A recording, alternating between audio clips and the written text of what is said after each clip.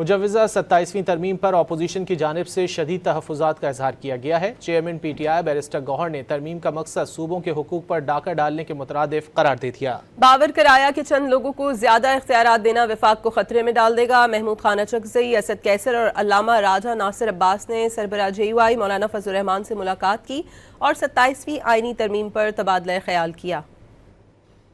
27ویں ترمیم پر اپوزیشن کو شدید تحفظات۔ محمود خان اچکزئی، اسد کیسر اور علامہ راجہ ناصر عباس نے سربراہ جے یو آئی مولانا فضل الرحمان سے ملاقات کی اور 27ویں آئینی ترمیم پر تبادلہ خیال کیا۔ پاکستان تحریک انصاف کے چیئرمین بیرسٹر گوہر علی خان نے 27ویں ترمیم وفاق کے لیے خطرہ قرار دے دی۔ واضح کیا کہ ترمیم کا حق صرف ان اراکین اسمبلی کو حاصل ہے جو مینڈیٹ طے کراتے ہیں۔ اگر آپ پریویس اوارڈ کو کم کر رہے ہیں، آپ اپنے ابھی پاک کے پی کے کا حصہ ہے آپ کے پاس فار انسٹنس 14.28% ہے، جبکہ ابھی 19% ہونا چاہیے، اور آپ اس کو ریورس کر رہے ہیں تو آپ پورے وفاق کو داؤ پہ لگا رہے ہیں۔ یہ بعض لوگوں کو یہ پاور دینا، یہ سے وفاق کو خطرے میں پڑ جائے گا۔ جمعیت علماء اسلام کے سربراہ مولانا فضل الرحمان نے 27ویں آئینی ترمیم کے حوالے سے واضح کیا کہ حکومت کی جانب سے اس پر ابھی تک کوئی مشاورت نہیں کی گئی۔ پارلیمنٹ میں گفتگو کرتے ہوئے باور کرایا کہ جب 27ویں آئینی ترمیم کا مسودہ آئے گا تو اس کے بعد دیکھیں گے، ابھی مسودہ نہیں ملا ہے۔